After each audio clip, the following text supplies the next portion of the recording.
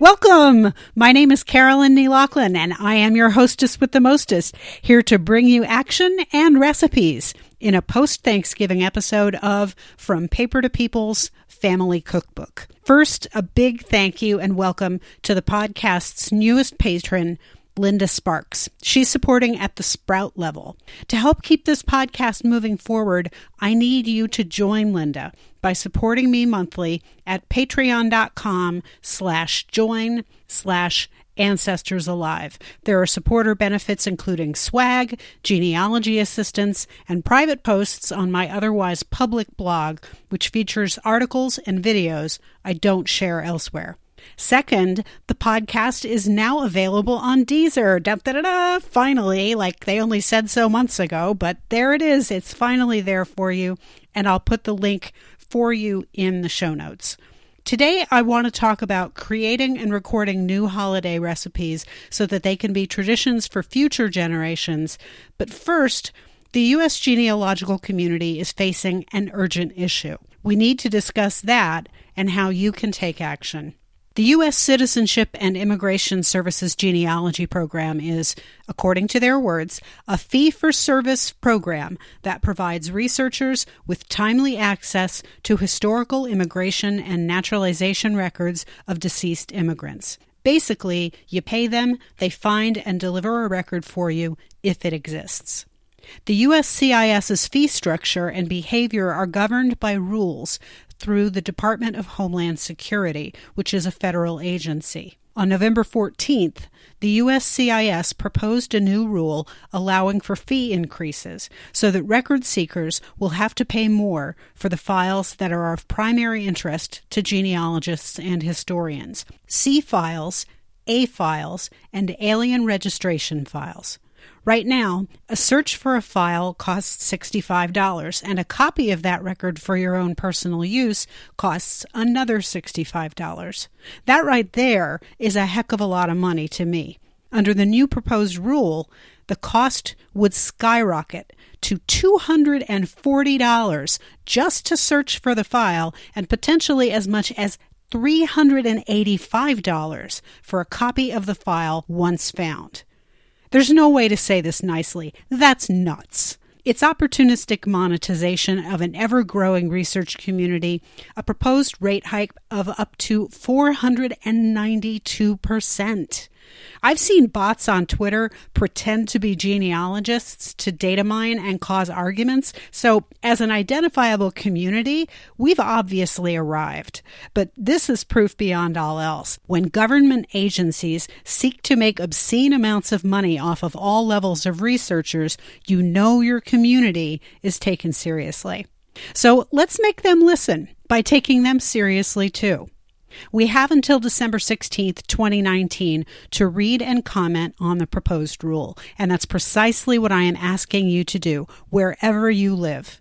Tell the USCIS that these are public records about our ancestors, that we have a right to them, and that you are absolutely opposed to the fee increase.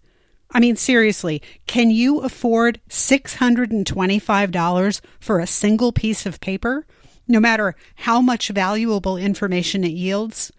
I know I can't. This is red tape gone berserk. To read the rule and get some guidance on how to respond, go to recordsnotrevenue.com.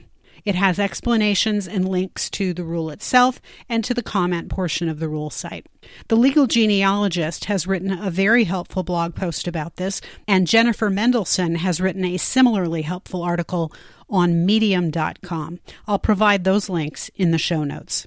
Reading the rule and all of the attendant definitions can be complex for those not used to it, so here's my breakdown. I told them this fee increase is immoral because these are public records that belong to us, the people, and that concern our ancestors. I also argued that these increases are detrimental to the genealogy and history communities and that they won't cover the costs that the USCIS claims to have because the increases will create a significant chilling effect on record requests.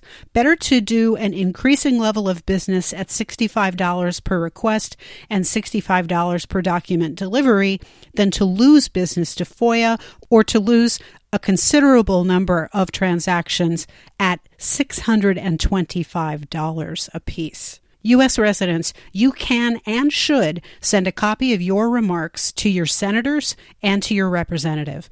Make them aware of what's happening. Tweet them or call them. You can connect by calling the Capitol switchboard at 202-224-3121. They will connect you with the proper offices. There are only 10 days left to comment, so don't bother with snail mail. Make this immediate to your elected officials. There's a lot happening in our politics right now, but we have to preserve the ability to access our records for ourselves and for future generations. Refer to DHS docket number USCIS-2019-0010 in all of your communications. When you tweet, tweet often and use the hashtag #RecordsNotRevenue. Now, let's talk family history and holiday food traditions, because you know that's why I'm here, right? I made some serious food this year for Thanksgiving. In my family, we're not all about pilgrims. We're just about an excuse for reunion, some predictably annoying behavior that I really wish wouldn't happen, but that always does, and good food. This year was no different, right down to the bad behavior, but that's another podcast altogether. This was my first year hosting, ever, and I was psyched. I had the ability to make more than just one dish on the menu. I made turkey, andouille and cornbread dressing, glazed sweet potatoes, scallion mashed potatoes, white wine gravy, and pumpkin pie. I'm giving you my recipes because I don't have anyone else to leave them to, and because, let's face it, I love talking about food. For the dressing, you need to start with a full recipe of the Hinsey family cornbread. I gave that in episode 21 in July of 2018. The link is in the show notes, and you can find that episode on my website, AncestorsAliveGenealogy.com. You'll have to listen or read to get that recipe, but here's the rest. I made the whole recipe a week ahead of time and froze it, then thawed it on the stovetop as the turkey cooked. It's absolutely perfect when made ahead, and you'll save yourself oven space and labor on the day of the meal if you make it beforehand. Andouille cornbread dressing. You'll need an oven temperature of 350. You're going to bake it for 35 to 40 minutes or until it's browned. To make this, you'll need a small bowl, a medium bowl, a large pot, and a 13 by 9 casserole dish, greased or sprayed. Your ingredients are a teaspoon of salt, a half teaspoon each of white pepper, cayenne pepper, and black pepper, a teaspoon of oregano, a half a teaspoon each of onion powder and thyme, 1.5 sticks or 12 tablespoons of margarine, a cup each of finely chopped onion, finely chopped green pepper, and finely chopped celery, 3 cloves of minced garlic, 2 bay leaves, a cup of chicken broth, a recipe of the Hinsey family cornbread or other non-sweet cornbread, a package of andouille sausage, which is 5 sausages, a cup and a half of milk, and 3 eggs. In the small bowl, combine the white pepper, cayenne pepper, black pepper, oregano, onion powder, and thyme. Melt the margarine in the large pot over high heat and add the onions, green pepper, garlic, celery, and bay leaves. Stir the ingredients around as they cook for about 2 minutes. Then you add the contents of the small bowl and continue cooking for 5 more minutes. While those are cooking, crumble the cornbread by processing in the food processor, and then set it aside in the large bowl. Do the same thing with the sausage, setting it aside in the medium bowl. Add the sausage and chicken broth to the pot on the stove and cook that for 5 minutes, still stirring. Remove the pan from heat and add the crumbled cornbread, then the milk and the eggs. If your pot isn't large enough, use a very large mixing bowl to mix all of these ingredients together. Put that dressing in the greased 13 by 9 inch casserole dish and bake. And remember to remove the bay leaves before serving so you don't perforate the colons of your guests. Glazed sweet potatoes. My sweet potatoes were, yes, incredible. Just like in genealogy, it's all about the process. I peeled and cut 6 sweet potatoes into chunks, added them to my slow cooker, zested and juiced in 1 Valencia orange, and then added water to cover and cooked on low for about 10 hours. Then I removed them to a large baking dish, straining them, of course. To make the glaze, I melted a knob of butter on low and added a dash of cinnamon, the zest and juice of a lime, the zest of another orange, and a single serving bottle of pulp-free orange juice. You know the ones I mean, like that you can pick up at the 7-Eleven. You don't want the big one for the family, just that single serving bottle. Once that was steaming, I added 2 tablespoons of cornstarch dissolved in some water and whisked that in so that it was starting to thicken and make a glaze. And then I whisked that glaze over increased heat. I reduced the heat, continuing to whisk. When it was thickened to my liking, which meant that it was still pourable, I didn't want it to be like, Jell-O.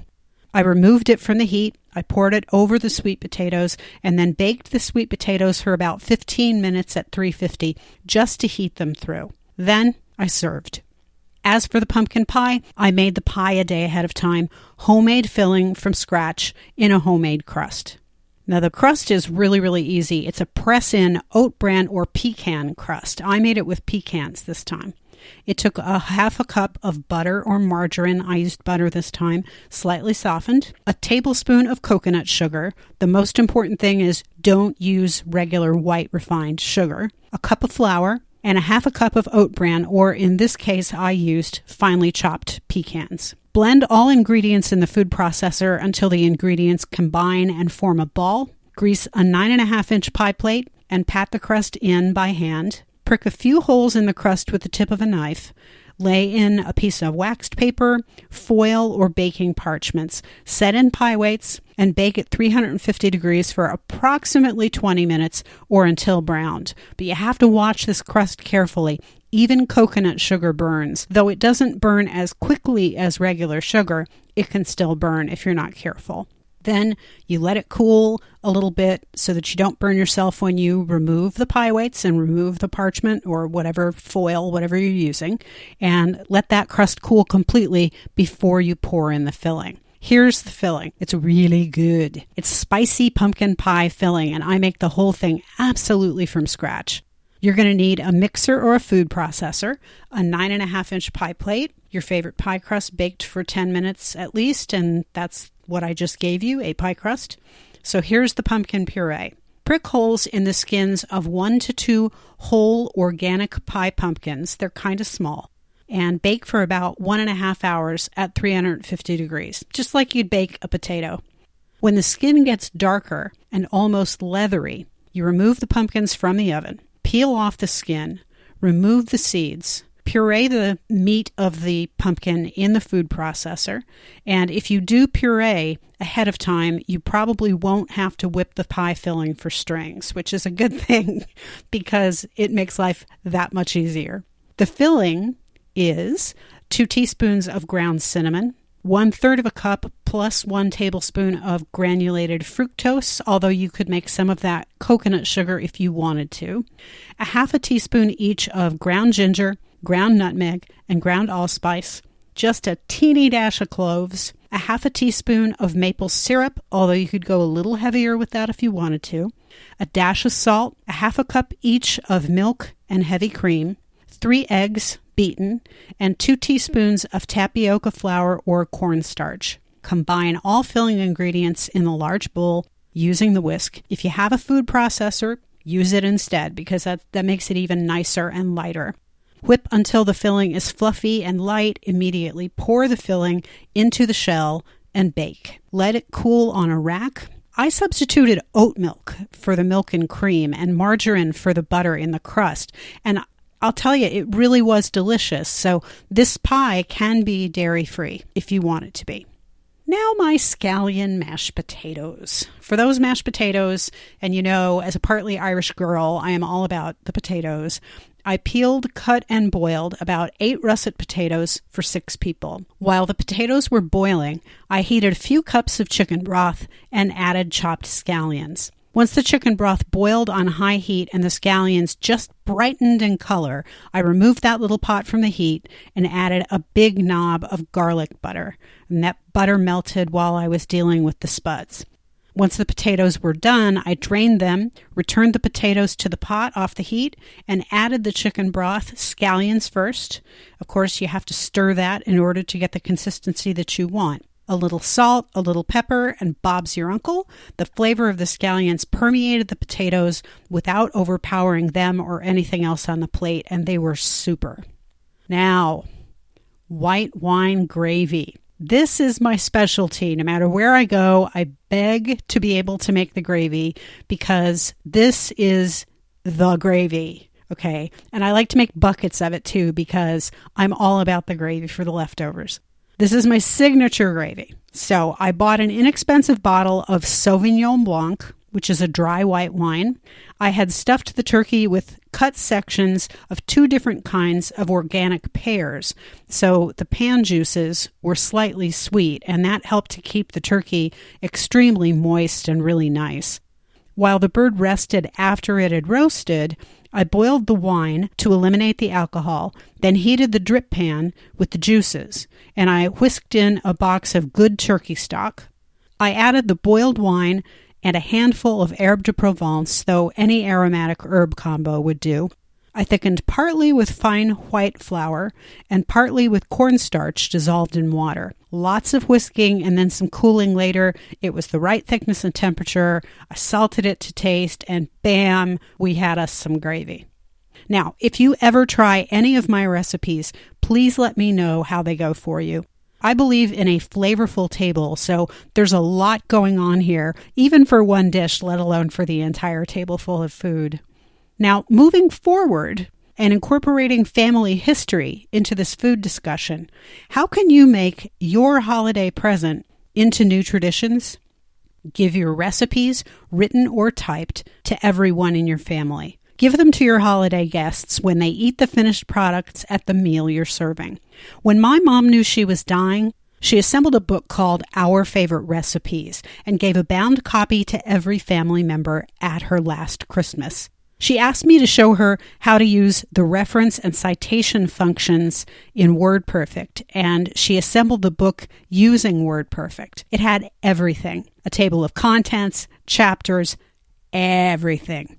It was dated December 1992. She died in June of 1993. My copy is worn and stained, so I'm going to scan it into a PDF file and put it up on her Family Search profile.